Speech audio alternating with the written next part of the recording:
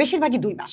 আমাদের এখানে একটা মেয়ে কিন্তু আপনি জানেন মেয়েটা বুশরা, হ্যাঁ, এই হ্যাঁ, হ্যাঁ। মেয়েটাকে আপনি চিনেন। আমি পার্সোনালি হ্যাঁ, চিনি। আপনি পার্সোনালি চিনেন মেয়েটাকে। এই মেয়েটা 2 মাস আগে আমাদেরকে টেস্টের পরেই খুঁজে পেয়েছিল। 2 মাসে ও কিন্তু ম্যাথে 97 পেয়েছিল এবং গোল্ডেন জিপিএ 5 পেয়েছে। বোর্ডে 18তম হয়েছে। মাই গুডনেস ভাই, মানে তাহলে চাইলেই যদি সম্ভব স্যার। তাহলে তো আগুন ধরায় দেওয়া সম্ভব। হ্যাঁ, মানে সিম্পলি ম্যাম, তাহলে একটু শিখাই দেন তো কিভাবে তারা A+ পেয়ে যাবে, গোল্ডেন A+ পেয়ে আমি যাবে। আপনাকে একটা কথা বলি স্যার, A+ পাওয়ার আসলে কোনো ম্যাজিক নাই। এখানে শুধু একটা কৌশলী হইতে হবে।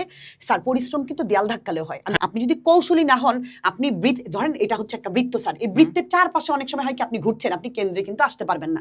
কেউ যদি একটাবার আপনাকে রাস্তাটা চিনাই দেয় যে এই দিক দিয়ে যাও, ইজি হবে।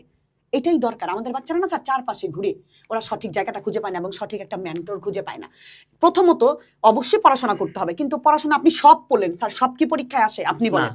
সব আসে না। আসলে পরীক্ষায় আসবে। হ্যাঁ, এখন যদি আপনি বলেন জানার প্রয়োজনে ও যখন শিখবে পড়বে ও নিজেই জেনে যাবে। কিন্তু কিছু কিছু মুহূর্ত আছে স্যার, এই সময় আপনি সব পড়তে গেলে আপনি মূল জিনিস হারাবেন। তার মানে আপনাকে মূল জিনিসে টার্গেট ফোকাস করতে হবে। আচ্ছা। আমাদের কোর্সে আমরা 11টি বিষয় করাচ্ছি, আপনি জানেন এই বিষয়গুলো। হ্যাঁ, এটা আমি জানি। অলরেডি আমাদের কোর্স কমপ্লিট। Already complete. মানে ড্রিম ড্রিম 5 নামে 5 এর আমরা যে যে কোর্সটা কোর্সটা তোমাদের 26 এর জন্য যে কোর্সটা কমপ্লিট। আপনি হার ম্যাথের আপনারও কিন্তু কোর্স কমপ্লিট।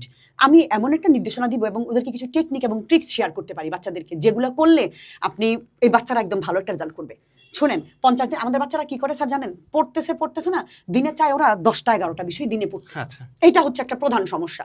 তো আমি বাচ্চাদেরকে একদিনে সব খেয়ে ফেলবে না, ওকে ভাগ করতে হবে এবং ওর আগে বুঝতে হবে ওর কোন জায়গাটা গ্যাপ। ধরেন স্যার 11টা বিষয়ের 11টাতে তো তার গ্যাপ নাই, নিশ্চয়ই নাই, ধরে নিলাম আছে সবগুলোতে, কিন্তু আমি এমন একটা স্টুডেন্টের কথা ধরি যে কিছু তো সে পারে, ধরেন 30% তো সে শেষ করেছে, একদম সে কিছু না করে তো এই জায়গায় আসেনি।